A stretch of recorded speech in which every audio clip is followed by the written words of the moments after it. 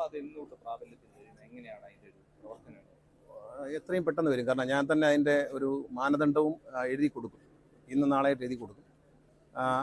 ഇപ്പോൾ ഒരു പേഷ്യൻ്റ് തിരുവനന്തപുരത്തെ ഒരു ഹോസ്പിറ്റലിൽ ട്രീറ്റ്മെൻറ്റ് വരികയാണെന്ന് വയ്ക്കുക, കോട്ടയത്ത് നിന്നാണ് വരുന്നതെങ്കിൽ ഈ ഡോക്ടറുടെ ഒരു സർട്ടിഫിക്കറ്റ് വാങ്ങിക്കും. ഈ കോട്ടയത്ത് നിന്ന് ഇദ്ദേഹം കീമോ ചെയ്യാൻ അല്ലെങ്കിൽ റേഡിയേഷൻ ചെയ്യാൻ വേണ്ടിയിട്ട് ഇദ്ദേഹം എൻ്റെ ഹോസ്പിറ്റലിലേക്ക് വരികയാണ്. കോട്ടയം മുതൽ ട്രിവാൻഡ്രം വരെയാണ് ഇദ്ദേഹത്തിൻ്റെ സമയം എന്ന് പറഞ്ഞാൽ ആ വരുന്ന വ്യക്തി പുരുഷനാണെങ്കിലും സ്ത്രീ ആണെങ്കിലും അവർക്ക് ആ സർട്ടിഫിക്കറ്റ് കൊടുത്താണ് നമ്മളൊരു കാർഡ് ഇഷ്യൂ, ഫോട്ടോ വെച്ചിട്ടുള്ള ഒരു പാസ് ഇഷ്യൂ. ഈ പാസ് ഉള്ളവർക്ക് ഈ സൂപ്പർ ഫാസ്റ്റ് പോലുള്ള വണ്ടികളിൽ റിസർവ് ചെയ്യാൻ സൗകര്യം ചെയ്യും. കാരണം ഇവർ വയ്യാത്തവരാണ്, ഇവർ കയറുമ്പോൾ സീറ്റില്ല നിൽക്കാൻ പറഞ്ഞാൽ മോശമാണ്. അതുകൊണ്ട് റിസർവേഷൻ അവർക്ക് ഫ്രീ ആയിട്ട് തന്നെ കൊടുക്കും. ഫ്രീ ആയിട്ട് റിസർവേഷൻ കൊടുക്കും. കൂടെ വരുന്നവർക്ക് ടിക്കറ്റ് എടുത്താൽ മതി, ഇവരെ സീറ്റ് റിസർവ് ചെയ്ത് കൊടുക്കും. അവരെ കൂടെ ഉള്ളവരെ പൈസ കൊടുത്ത് ടിക്കറ്റ് റിസർവ് ചെയ്യുക. അപ്പോൾ റിസർവ് ചെയ്ത് പോരാൻ പറ്റും. അപ്പോൾ അത് 100% അവർക്ക് ഫ്രീ ആയിട്ട് കൊടുക്കും. ഇതാണ് ഉദ്ദേശിക്കുന്ന പരിപാടി. ഇപ്പോൾ ഡോക്ടർ പറയണം 6 മാസത്തേക്ക് ഒരു ട്രീറ്റ്മെൻറ്റ് ഉണ്ട്, അല്ലെങ്കിൽ 1 വർഷത്തേക്ക് കൊണ്ട് കൊടുക്കും. അതുകൊണ്ട് തീർന്നില്ലെങ്കിൽ വീണ്ടും എക്സ്റ്റെൻഡ് ചെയ്തു. അതിപ്പോൾ കോട്ടയത്ത് താമസിക്കുന്ന ഒരാളിന് തിരുവനന്തപുരത്താണ് വരണമെങ്കിൽ അദ്ദേഹത്തിൻ്റെ പാസ് ഇന്ന റൂട്ടിലാണെന്ന് അദ്ദേഹം ഇന്നടത്ത് നിന്ന് എൻ്റെ ഇന്ന ട്രിവാൻഡ്രത്തുള്ള ഇന്ന ഹോസ്പിറ്റലിൽ നിന്ന് ഡോക്ടറെ സർട്ടിഫിക്കറ്റാണ്. അപ്പോൾ ആ സെക്ടറിലേ കൊടുക്കുള്ളൂ, വേറെ സ്ഥലങ്ങളെ കൊടുക്കത്തില്ല. അദ്ദേഹം ട്രീറ്റ്മെൻറ്റിന് വരുന്ന വ്യക്തി ട്രീറ്റ്മെൻറ്റിന് വരുന്ന ട്രിപ്പ് മാത്രമേ കൊടുക്കൂ. അല്ലാതെ ഇപ്പോൾ അവിടുന്ന് കോട്ടയത്ത് നിന്ന് പാലക്കാട് പോകാൻ കൊടുക്കത്തില്ല. ഉടൻ വരും. ഇന്ന് തീരുമാനം എടുത്തിട്ടുണ്ട്. ഞാൻ നിയമസഭയിൽ പ്രഖ്യാപിച്ച ഉടൻ തന്നെ director board KSRTC director board തീരുമാനിച്ചു കഴിഞ്ഞു. നാളെ മുതൽ എൻ്റെ പ്രോസസ്സ് ആരംഭിക്കും. പരമാവധി ഒരു 2 ആഴ്ചയ്ക്കുള്ളിൽ പൂർണ്ണമായി. കാരണം നമ്മളെല്ലാ ഡിപ്പോയിലേക്കും സർക്കുലർ കൊടുക്കണം. പിന്നെ ഈ റിസർവേഷൻ ചെയ്യുന്ന കമ്പനിക്കാർക്ക് നമ്മൾ നിർദ്ദേശം കൊടുക്കണം. കാരണം അവരെ ഫ്രീ ആയിട്ട് റിസർവ് ചെയ്ത് കൊടുക്കണ്ടേ. അത് നമുക്ക് ഇത് തൊട്ട് പറയും, പിന്നീട് പരിഗണിക്കാം. ഇപ്പോൾ തൽക്കാലം ഇതൊന്ന് പരീക്ഷിക്കട്ടെ. ഇത് എത്രത്തോളം വിജയം കൈവരിക്കുമെന്ന് അറിയണം. ഇതിൻ്റെ ഒരു ഡേറ്റയും അറിയണം, എത്ര പേര് കയറുന്നു, എത്ര പേര് വരുന്നൊക്കെ അറിയണം. അറിഞ്ഞതിന് ശേഷം തീർച്ചയായിട്ടും നിങ്ങൾ പറഞ്ഞ കാര്യം പരിഗണിക്കാവുന്നതാണ്. ഇതൊക്കെ എൻ്റെ മനസ്സിലുള്ള ആഗ്രഹങ്ങളാണ്. പക്ഷേ എൻ്റെ ആഗ്രഹം മുഴുവൻ ഈ പറഞ്ഞ ഒരു പഴഞ്ചൊല്ലുണ്ട്, വഴി കിടക്കുന്ന തേങ്ങ എടുത്ത് ഗണപതിക്ക് അടിച്ചിട്ട് പ്രാർത്ഥിക്കുന്നത് ശരിയല്ല. ഇത് നാശത്തിലേക്ക് ഒരു സ്ഥാപനമാണ്. അത് പച്ച പിടിച്ച് വരുമ്പോൾ അനാവശ്യമായ സൗജന്യങ്ങൾ എൻ്റെ സൗകര്യത്തിന് പ്രഖ്യാപിക്കുന്നത് ശരിയുള്ള മര്യാദയല്ല എന്നുള്ളതുകൊണ്ട് ഞാനത് ചെയ്യത്തില്ല. പക്ഷേ ഇതങ്ങനെയല്ല. ഇത് മനുഷ്യത്വം അർഹിക്കുന്നൊരു കാര്യമാണ്. അതിനകത്ത് നമ്മളറിയാം, പണമുള്ളവരെല്ലാം ഒരല്പം പണം ഉണ്ടെങ്കിൽ പോലും ഒരു കാറ് പിടിച്ച് പിന്നെ അവർ സ്വന്തം കാറിലോ അവർ കീമോയ്ക്കും ഇത് റേഡിയേഷൻ പോകും. പക്ഷേ ഒരു ബസ്സിനെ ആശ്രയിക്കുന്നവർ ഏറ്റവും സാമ്പത്തികമായി ബുദ്ധിമുട്ടുന്നവരായിരിക്കും. അവർക്കാണ് ഈ സൗകര്യത്തിൻ്റെ ഏറ്റവും വലിയ ഗുണമുണ്ടാകും. കഴിഞ്ഞ ആഴ്ച ഒരു പരിപാടി റദ്ദ് ചെയ്തിരുന്നു, ഫ്ലാഗ് ഓഫ്. നാളെ നടക്കും. നാളെ രാവിലെ നല്ല വൃത്തിയുള്ള ക്രമീകരണത്തോടെ നാളെ നിങ്ങൾ വന്ന് നോക്കുമ്പോൾ മനസ്സിലാവും എന്തുകൊണ്ടാണ് ഇയാൾ അന്ന് അത് പറഞ്ഞത്, എന്തുകൊണ്ടാണ് ഇന്ന് നടക്കുന്നതെന്ന് നാളെ രാവിലെ 10 മണിക്ക് നടക്കുമ്പോൾ മനസ്സിലാവും. ക്യാൻസർ രോഗികളോടുള്ള കൺസേൺ മനസ്സിലാക്കാം. പക്ഷേ ഇന്ന് മിനിസ്റ്റർ പ്രസംഗിച്ച സമയത്ത് ഒരു കാര്യം പറഞ്ഞത് ഒരു നന്നായിട്ട് തോന്നിയില്ല. അതെന്താണ്? KSRTC ബസ്സുകൾ ഇപ്പോൾ വരുന്നത് രാജാവിനെ പോലെയാണ്. പക്ഷേ മുടന്തിയും അല്ലെങ്കിൽ അങ്ങനെയായിരുന്നു, നേരത്തെ അങ്ങനെയായിരുന്നു. വളരെ അവശനായി ആർക്കും വേണ്ടാത്ത രീതിയിൽ ഉടുപ്പൊഴുക്കാവുന്ന വണ്ടികളായിരുന്നു. ഇപ്പോൾ അത് മാറി. ഇപ്പോൾ രാജാവിനെ പോലെയാണ് വരുന്നത്. കാരണം രാജകീയമായ വരവാണ്. നിങ്ങൾക്ക് ഏത് യൂട്യൂബ് ചാനൽ, ഇവിടെ പ്രസംഗിച്ചപ്പോഴും ഞാൻ പറഞ്ഞില്ല, യൂട്യൂബ് ചാനലിൽ കയറി നോക്കിയാൽ ഓരോരുത്തരും KSRTC ആരാധനയോടെ റീൽസ് എടുത്ത് പോസ്റ്റ് ചെയ്യുകയാണ്. എൻ്റെ മുമ്പിൽ വന്നുവിടുന്ന ഒരു KSRTC ബസ്സിൻ്റെ മനോഹാരിത, അതിൻ്റെ വരവും അതിൻ്റെ സ്റ്റൈലും കണ്ടിട്ട് അത് ഷൂട്ട് ചെയ്തിട്ട് ഇടുന്ന ഒരുപാട് ആളുകളെ നമുക്ക് കാണാം. സാധാരണക്കാരായ ആളുകൾ അവർ റീൽസ് ഇടുന്നത് അത് നമ്മൾ കണ്ടില്ല എന്നടിക്കരുത്. നമ്മൾ ആ ചേഞ്ച് കണ്ടില്ല എന്നടിക്കരുത്. അതൊന്നും ഒരു വിഷയമാക്കരുത്. കാരണം എന്താ പറയുക, അതൊക്കെ ഒരു വിഷയമാക്കിയിട്ട് ഒരുതരം നല്ല കാര്യങ്ങളുടെ ഇടയിൽ അങ്ങനെ ഈ സദ്യക്കിടയിൽ നമ്മുടെ ഒരു ചൊല്ലുണ്ട് നാട്ടിൽ, സദ്യയിൽ അമേദ്യം വിളമ്പരുത്. അതുകൊണ്ട് സദ്യ ഉണ്ണും സന്തോഷമായി. അതിന് അങ്ങനെ കാണുന്ന ഇതിനെയൊക്കെ നന്നായിട്ട് കാണൂ പ്ലീസ്. ഞാൻ അങ്ങനെ കാണുന്ന ആളാണ്, ഞാൻ നന്നായി കാണുന്ന ആളാണ്. പുരോഗതിയാണ്. നിങ്ങൾ ഈ വർക്ക്ഷോപ്പെല്ലാം ഒന്ന് കയറി കാണുക. ഇതിൻ്റെ സ്ഥിതി പണ്ടിതായിരുന്നോ എന്ന് ആരോടെങ്കിലും ചോദിക്കുക. ഇതൊക്കെ നവീനമായ പുരോഗതി ഉണ്ടാകുമ്പോൾ അതിനെ അപ്രീഷിയേറ്റ് ചെയ്യണം. പറഞ്ഞാൽ ശരിയാ, കുഴപ്പമൊന്നും പറഞ്ഞാൽ ശരിയാ. അങ്ങനെ അവശനായിട്ട് പോയിക്കൊണ്ടിരുന്ന KSRTC ഇന്ന് നല്ല അന്തസ്സായി. ഞാനിവിടെ പ്രസംഗിച്ചപ്പോൾ KSRTC ജീവനക്കാർക്ക് അഭിമാനം തോന്നുന്ന തരത്തിലുള്ള മാറ്റമാണ് KSRTC ഉണ്ടായത്. അവർക്കത് അഭിമാനമാണ്. ഒരു KSRTC ജീവനക്കാരൻ ഒരു പ്രദേശത്ത് ജീവിക്കുമ്പോൾ മറ്റേടെ ശമ്പളം കിട്ടിയോ അങ്ങനെയൊക്കെ ചോദിക്കും. ഇപ്പം അങ്ങനെയൊന്നുമില്ല. നിങ്ങൾ നല്ല അടിപൊളിയാക്കുന്നുണ്ടോ, നിങ്ങൾ ഗംഭീര. ആ എക്സ്പോ കടന്നപ്പോൾ ആളുകൾ പറയാം, നിങ്ങൾ ഗംഭീരമാണുള്ള ആൾക്കാർ, നിങ്ങൾ ഇത്ര മിടുക്കന്മാരാണോ എന്ന് അവരോട് ചോദിക്കുന്ന ഒരു സാഹചര്യം ഉണ്ടായില്ലേ? അതൊക്കെ നമ്മൾ കണ്ടില്ല എന്നടിക്കുന്നതിന്. ഇല്ല, അത് അങ്ങനെയൊന്നും പറഞ്ഞില്ല. ആവശ്യമില്ലാത്ത കാര്യം വളച്ചൊടിക്കണ്ട. വികലാംഗരെയൊന്നും പറഞ്ഞില്ല. അനിയ വളച്ചൊടിക്കല്ലേ, വേല കൈ വെച്ചേരെ. ഇപ്പൊ ഇതിനിടയ്ക്ക് എന്തിനാണ് ഈ മാമേദ്യം വിളമ്പുന്നത്? ഈ സദ്യയിൽ 15-ാം തീയതി നടക്കുന്ന വിഷൻ 2031 പരിപാടിയുമായി ബന്ധപ്പെട്ട് എല്ലാ RT ഓഫീസുകളിൽ നിന്നും 3 പേർ ഒഴികെയുള്ള എല്ലാ ഓഫീസറും പങ്കെടുക്കണം എന്നുള്ളൊരു കാര്യം പറഞ്ഞിട്ട് പങ്കെടുക്കണമല്ലോ. വിഷൻ 2030 എന്താണ് ചെയ്യാൻ പോകുന്നതെന്ന് സർവീസ് ഇരിക്കുന്നവരറിയണം. അതുകൊണ്ട് എല്ലാ ജില്ലയിലും പങ്കെടുക്കാൻ പറഞ്ഞിട്ടില്ല. ഉണ്ടോ നാഗരെ? ഇല്ല. ഉണ്ടോ? എറണാകുളം മുതൽ ഇങ്ങോട്ടുള്ളവർ പങ്കെടുക്കാൻ പറയുന്നുണ്ട്. അത് സർക്കാർ വയ്ക്കുന്ന ഒരു വിദഗ്ധരും ഒക്കെ പങ്കെടുക്കുന്ന ഒരു വിഷൻ, ഒരു സെമിനാറാണ്. ആ സെമിനാറിൽ എന്താണ് നടക്കാൻ പോകുന്നതെന്ന് ട്രാൻസ്പോർട്ട് കമ്മീഷണറും ട്രാൻസ്പോർട്ട് സെക്രട്ടറിയും ഒക്കെ വിശദീകരിക്കും. 2030 എങ്ങനെയായിരിക്കണം ട്രാൻസ്പോർട്ട് ഡിപ്പാർട്ട്മെൻറ്റിൻ്റെ പോക്ക്, KSRTCയുടെ പോക്ക് എങ്ങനെയായിരിക്കണം, വാട്ടർ ട്രാൻസ്പോർട്ട് എങ്ങനെയായിരിക്കണം എന്ന് വിശദീകരിക്കുമ്പോൾ ആരും വരണ്ട കേട്ടോ, എല്ലാവരും വീട്ടിലിരുന്നു എന്ന് പറയാൻ പറ്റും. എല്ലാവരും വരണം. അതൊന്നും കുഴപ്പമൊന്നുമില്ല. ഓഫീസ് പ്രവർത്തനത്തെയൊന്നും ബാധിക്കത്തില്ല. അങ്ങനൊന്നും ആശങ്ക വേണ്ട. ആ ഒരു ദിവസം കൊണ്ട് ഈ രാജ്യത്ത് ഒരു അപകടവും സംഭവിക്കത്തില്ല.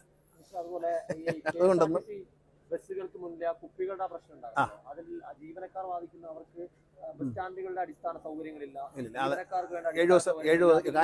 7 ദിവസമായ കാലി കുപ്പി അതിൻ്റെ ഫ്രണ്ടിൽ തന്നെ ഇട്ടേക്കുന്നത് മര്യാദയല്ല. അതൊന്നും അംഗീകരിക്കാൻ പറ്റത്തില്ല. ഒരടിസ്ഥാന സൗകര്യത്തിനും കുറവില്ല. KSRTCയുടെ എല്ലാ ബസ് ഡിപ്പോകൾക്കും ഹരിത കേരള മിഷനിൽ സമ്പൂർണ്ണ മാലിന്യമുക്ത കേരളം പദ്ധതിയിൽ 84 ബസ് സ്റ്റേഷനുകളിൽ 83നും അവാർഡ് വാങ്ങിച്ചവരാണ് KSRTC ജീവനക്കാർ. 600 ടണ്ണിലധികം മാലിന്യമാണ് KSRTC ജീവനക്കാർ KSRTCയുടെ പെർമിസിൽ നിന്ന് CMDയുടെ നേതൃത്വത്തിൽ റിമൂവ് ചെയ്തത്. ഇതൊന്നും ഇവിടെ ഈ കോമ്പൗണ്ടിൽ നിന്ന് എത്ര ടൺ മാലിന്യം പോയെന്ന് ഇവിടെയുള്ള ജീവനക്കാരോട് ചോദിക്കും. അവരൊരു നല്ല കാര്യം ചെയ്തു. അപ്പോൾ ഒരാൾ തെറ്റ് കണ്ടാൽ അത് പറയുക തന്നെ ചെയ്യണം. ഒരു മന്ത്രി എന്ന് പറയുന്നത് ഒരു ഡിപ്പാർട്ട്മെൻറ്റ് എന്തിനേയും വിമർശിച്ചാലും മന്ത്രി എന്ന് പറയുന്ന ആ ഡിപ്പാർട്ട്മെൻറ്റ് CEO ആണ്, ചീഫ് എക്സിക്യൂട്ടീവ് ഓഫീസറാണ്. അയാൾ ഇതെല്ലാം എല്ലാം കണ്ടിട്ട് കണ്ടില്ല എന്നടിക്കുന്നത് മര്യാദകേടാണ്. ഇപ്പോൾ ഞാനൊരു മന്ത്രിയാണ്, എൻ്റെ മുമ്പിൽ ഒരാൾ ശക്തമായൊരു ട്രാഫിക്കിൽ നിയമലംഘനം നടത്തുകയാണ്, ഞാനത് കണ്ടില്ല എന്ന് പറഞ്ഞ് മിണ്ടാതെ പോകുന്നത് ഞാൻ എൻ്റെ ചെയ്യുന്ന ജോലിയോടും ഞാൻ എൻ്റെ സമൂഹത്തോടും ചെയ്യുന്ന തെറ്റാണെന്ന് വിശ്വസിക്കുന്ന ആളാണ്. ഞാൻ ആര് വിമർശിച്ചാലും ഇക്കാര്യത്തിലൊരു മാറ്റമില്ല. പ്ലാസ്റ്റിക് കുപ്പി ഇടാനുള്ള സ്ഥലം വണ്ടിയുടെ ഫ്രണ്ട് ഗ്ലാസിൻ്റെ അവിടെ അല്ല. ഞാൻ പ്രസംഗിച്ചിട്ടും പറഞ്ഞു, പ്ലാസ്റ്റിക് കുപ്പിയിൽ വെള്ളം ഉണ്ടെങ്കിൽ കുടിക്കാൻ വെച്ച വെള്ളമാണെന്ന് പറയരുത്. കാരണം ചൂടത്ത് ആ കുപ്പി അവിടെ കിടന്ന് പഴുക്കുമ്പോൾ ഉരുകുകയാണ് പ്ലാസ്റ്റിക്. ആ പ്ലാസ്റ്റിക്കും വെള്ളവും കൂടെ ചേർന്നുണ്ടാകുന്ന വിഷപാനീയം KSRTC ജീവനക്കാർ കുടിക്കണ്ട എന്ന് ഞാൻ ആഗ്രഹിച്ചു. പരസ്യമായിട്ടൊന്നും അപമാനിച്ചൊന്നുമില്ല. കാര്യം എന്താ ഇങ്ങനെ കൊണ്ടു നടക്കുന്നതെന്ന് ചോദിക്കുന്നത് എങ്ങനെ? ഞാനിപ്പോൾ നിങ്ങളുടെ ചോദിക്കുകയാണ്, എന്താണ് നിങ്ങൾ തലമുടിയൊന്നും ചെയ്യാൻ നടക്കുന്നതെന്ന് ചോദിച്ചാൽ അതിൻ്റെ അർത്ഥം അപമാനിക്കലെന്നാണോ? അല്ല, നമ്മൾ വൃത്തിയായിട്ട് നടക്കണം. ആരാണ് ഈ നമ്മുടെ നാട്ടിൽ റോഡിലോട്ട് ഇറങ്ങും? ആരാണ് വൃത്തികേടായിട്ട് നടക്കുന്നത്? മാലിന്യം വലിച്ചെറിയുന്ന ഒരു ദുശീലം അത് നമുക്ക് പാടില്ല. അത് ഈ സർക്കാരിൻ്റെ ഒരു മാലിന്യമുക്ത കേരളം സർക്കാരിൻ്റെ ഒരു പോളിസിയാണ്. ആ മാലിന്യമുക്ത കേരളം പ്രഖ്യാപിച്ചിട്ട് എല്ലാ ബസ് സ്റ്റേഷനുകളിലും വേസ്റ്റ് ബിൻ വെച്ചു. എല്ലാ സൂപ്പർ ഫാസ്റ്റ് ബസ്സുകളിലും ഇവിടെ നിന്നാണല്ലോ ഈ പാപ്പനംകോട് നിന്നാണ് ചെയ്തു പോയത്. എല്ലാത്തിനും കാണാതെ പറയരുത്. അതിനകത്തെല്ലാം വേസ്റ്റ് ഇടാനുള്ള ബോക്സ് വെച്ചു. ഞാൻ ചോട്ടെ, എനിക്ക് കുപ്പിയിൽ വെള്ളം കുടിക്കണം, ഒരു 7-10 കുപ്പിയുണ്ട്, ഞാനത് കളയത്തില്ല. ഇത് സൂക്ഷിച്ച് വെച്ച് വിൽക്കാനൊന്നുമല്ലല്ലോ. ഒരു ബിഗ് ഷോപ്പർ എടുത്ത് വയ്ക്കുക, ആർക്കും ചെയ്യാവുന്നൊരു കാര്യം. അതിൽ ഇത് ഇട്ട് വയ്ക്കാം, ഉപയോഗിച്ച് കുപ്പി അവിടെ ഇട്ട് വയ്ക്കാം.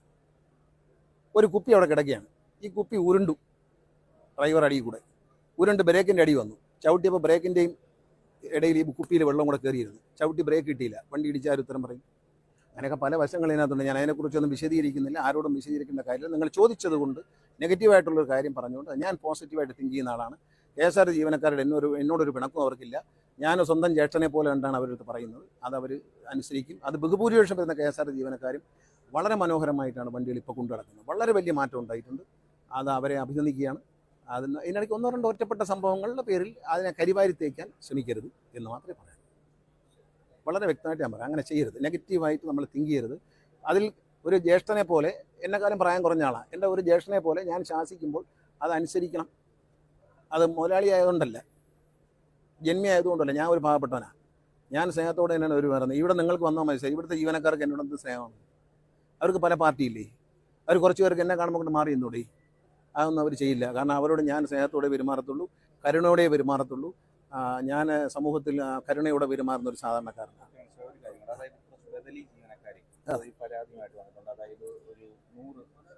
അല്ല, 100 സ്ത്രീകളൊന്നുമല്ല, അതിൽ കൂടുതൽ ആൾക്കാർ പോയിട്ടുണ്ട്. കാരണം ഇത് കാലാകാലങ്ങളിൽ ഇപ്പോൾ ഡ്രൈവറും കണ്ടക്ടറും, നിങ്ങളിത് കാര്യം മനസ്സിലാക്കിയാൽ നിങ്ങൾക്കത് മനസ്സിലാവും. ഡ്രൈവറും കണ്ടക്ടറും ആണ് ബദലിയായി എടുക്കാൻ കഴിയുന്നത്. ബഹുമാനപ്പെട്ട ഹൈക്കോടതി ബദലിയായി എടുക്കാൻ അനുവാദം തന്നിരിക്കുന്നത് ഡ്രൈവറെയും കണ്ടക്ടറെയും മാത്രമേ ഉള്ളൂ. കാലാകാലങ്ങളിൽ ഇരുന്ന മന്ത്രിമാരും ഉദ്യോഗസ്ഥരും അവർക്ക് ഇഷ്ടമുള്ളവരെയെല്ലാം സർവീസിൽ ക്ലർക്കായിട്ട് കയറ്റുകയാണ്. ഈ ഡ്രൈവർ ബദലിയാണെങ്കിലും സ്ഥിരം ജീവനക്കാരനാണെങ്കിലും കണ്ടക്ടർ, ഈ 2 കാറ്റഗറിയിൽപ്പെട്ടവർ ബദലിയാണെങ്കിലും സ്ഥിരം ജീവനക്കാരാണെങ്കിലും അവർ വന്ന് വണ്ടി ഓടിച്ചാൽ മാത്രമേ അവർ ശമ്പളം 16 ദിവസം വണ്ടി ഓടിച്ചാലേ അവരുടെ ബില്ല് മാറത്തുള്ളൂ. ഇതാണ് KSRTC രീതി. പക്ഷേ ഇവരെ സംബന്ധിച്ച് ഒരു ജോലിയില്ലെങ്കിലും രാവിലെ വന്ന് ഒപ്പിട്ടാൽ അന്നത്തെ ശമ്പളം കിട്ടും. അതായത് കഷ്ടപ്പെട്ട് ഈ ചൂടത്ത് വണ്ടി ഓടിക്കുന്ന ഡ്രൈവർക്കും കണ്ടക്ടർക്കും വന്ന് ജോലി ചെയ്താൽ മാത്രം ശമ്പളം. ഇവർക്ക് വന്നു കഴിഞ്ഞാൽ ഒപ്പിട്ടാൽ ശമ്പളം. ഇത് ആരാണ്, ഏത് മാർഗത്തിലൂടെയാണ് ഇവർ ഇതിനകത്ത് പ്രവേശിച്ചത്? എംപ്ലോയ്മെൻറ്റ് വഴിയാണോ? അല്ല. ഓരോ മന്ത്രിമാരും ഉദ്യോഗസ്ഥരും മാറി വരുമ്പോൾ എനിക്കും മണേ ചെയ്തുകൂടി. പത്തനാപുരത്തും കൊട്ടാരക്കരയിലെ ഒരു 15 പേരെ ഞാനും അങ്ങ് എടുത്തേരെ എന്ന് പറഞ്ഞാൽ CMD എടുക്കും. അവർക്കും ഇതിനകത്ത് കൈവശം കൊടുക്കണം. അവർക്കും ജോലിയൊന്നും ഉണ്ടാവില്ല. അത് വേണ്ട. എല്ലായിടത്തും MLA മാരെ 12 ഉപയോഗിച്ച് കമ്പ്യൂട്ടർ വെച്ചു കമ്പ്യൂട്ടർ വെച്ച് കഴിഞ്ഞാൽ അവിടെ ഉള്ളവർക്ക് ചെയ്യാനുള്ള ജോലി എവിടെ ഉള്ളൂ. അത് ആ ജോലിയിൽ മാറ്റം വരുത്തണം. ടിക്കറ്റിംഗ് മെഷീൻ വന്നു, ഓഫീസുകളിൽ ഈ ഓഫീസുകൾ വന്നു. എന്നിട്ടും ആളുകൾ വെറുതെ ഇരുന്ന് ശമ്പളം കൊടുക്കാൻ തൽക്കാലം KSRTC കഴിയത്തില്ല. ആര് പിണങ്ങിയാലും ഉള്ള കാര്യം പറയാതിരിക്കാതെ എങ്ങനെ കയറി? സംവരണം പാലിച്ചാണോ കയറിയത്? ഇവർ എംപ്ലോയ്മെൻറ്റ് വഴിയാണോ വന്നത്? PSC വഴിയാണോ? അല്ല. ഇവരെ കാലാകാലങ്ങൾ ഓരോരുത്തർ വളഞ്ഞ വഴി കൂടെ പിൻവാതിൽ നിയമനം നടത്തിയിട്ട് അതെല്ലാം സഹിച്ചു കൊള്ളണം. അല്ലല്ല, ചുമ്മാ പറയുന്നത്. എംപ്ലോയ്മെൻറ്റ് വഴി ഇവിടെ ആളെ എടുത്തിട്ടില്ല. ബഹുമാനപ്പെട്ട ഹൈക്കോടതി പറഞ്ഞിട്ടുണ്ട് എംപാനൽ എടുക്കരുത്. പകരം ബദലി, ശബരിമല ഉള്ള സീസൺ വരുന്ന വണ്ടി ഓടിക്കാൻ നിവൃത്തിയില്ല സിറ്റുവേഷൻ വന്നാൽ ഡ്രൈവറെയും കണ്ടക്ടറെയും ബദലിയായിട്ട് എടുക്കാമെന്നാണ് ബഹുമാനപ്പെട്ട ഹൈക്കോടതി പറഞ്ഞത്. ക്ലറിക്കൽ സ്റ്റാഫിനെ എടുക്കാൻ ഹൈക്കോടതിയിൽ അനുമതിയില്ല. അവർക്ക് തർക്കമുണ്ടെങ്കിൽ ഹൈക്കോടതി പോയി ചോദിക്കാം. ഹൈക്കോടതിയിൽ പറഞ്ഞിട്ടുണ്ട് ഡ്രൈവറെയും കണ്ടക്ടറെയും എമർജൻസി ആണെങ്കിൽ ബദലിയായിട്ട് എടുക്കാമെന്ന് പറഞ്ഞിട്ടുണ്ട്. അല്ലാതെ അവരോട് ഒരു ദ്രോഹം ചെയ്യില്ല. അവരോട് എനിക്ക് എന്ത് വ്യക്തിപരം എന്ത് വിരോധം? നിങ്ങൾക്ക് ആലോചിച്ചൂടെ? ഞാനൊരു മന്ത്രിയില്ലേ, എനിക്കും വേണമെങ്കിൽ ഇപ്പം ഞാനും വോട്ട് കിട്ടാൻ വേണ്ടി ഒരു 10-30 പേരെ ഞാനും കയറ്റിയാലോ? എൻ്റെ പാർട്ടിക്കാരൊരു 10-30 പേരെ ഞാനും കയറ്റാം. ശരിയോ? ഞാൻ ചെയ്യുന്നത് ശരിയോ? അതാണോ ശരി? ഇതാണോ ശരി? ഇത് ഞാനല്ല പിരിച്ചുവിടുന്നത്. അവർക്ക് ആവശ്യമില്ല. KSRTC CMD നടത്തുന്ന പഠനത്തിൽ അവർക്ക് അത്രയും സ്റ്റാഫിന് ആവശ്യമില്ല. ഇനി അതൊന്നും ഞാൻ ഇന്ന ആളെന്നൊന്നും പറയുന്നില്ല. ഇപ്പോഴൊന്നും അല്ല, കുറേ കാലമായി തുടങ്ങിയിട്ട്.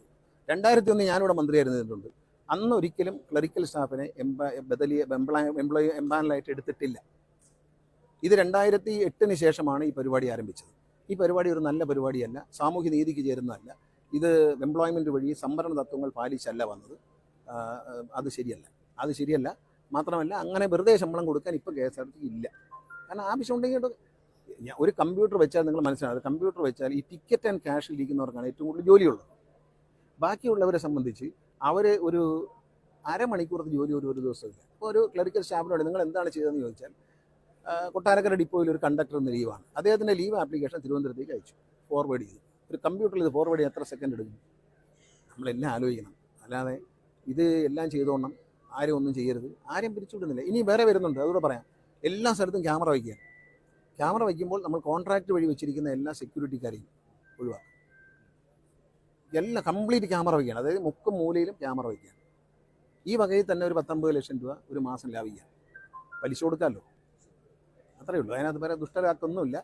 അതൊന്നും ആരും CMD ഒരു ദ്രോഹം ചെയ്തില്ല, ആരും ചെയ്തില്ല.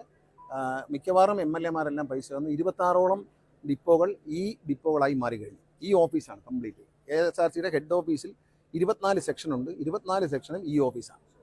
പെൻഷൻ ഫയലുകളൊക്കെ ഇങ്ങനെ ഡിപ്പോകളിൽ കെട്ടിവെച്ചിരിക്കുകയാണ്. പെൻഷൻ പറ്റിയ ആളുകളുടെ 80 ഫയൽ 90 ഫയലാണ് വെച്ചിരിക്കുന്നത്. ഇത് മുഴുവൻ ക്ലിയർ ചെയ്ത് ഹെഡ് ഓഫീസിൽ കൊണ്ടുവന്ന് ആ പേപ്പറുകൾ ക്ലിയർ ചെയ്ത് അവർക്ക് പെൻഷൻ കിട്ടാനുള്ള നടപടി സ്വീകരിക്കും. ഇതൊക്കെ അവരെ ഗുണത്തിന് വേണ്ടി ചെയ്യുന്നതാണ്. പെൻഷൻ പറ്റിയവരുടെയും സർവീസുകളുടെ ഗുണത്തിനാണ് ഞാൻ ചെയ്യുന്നത്. അല്ലാതെ എനിക്കിതുകൊണ്ട് ഒരു ലാഭമില്ല. ഞാൻ മുമ്പേ പറഞ്ഞില്ലേ, നമ്മളിത് കുറച്ച് ദിവസം കഴിയുമ്പോൾ ഇതെല്ലാം വിട്ടിട്ട് പോകേണ്ട ആളാണ്. അതിന് ഒരു വിഷമമുള്ള ആളല്ല. ഇത് ചോദിച്ചും പറഞ്ഞും കുപ്പി എന്നൊക്കെ പറഞ്ഞ് എന്നെ ഇറക്കി വിട്ടാലും എനിക്കൊന്നും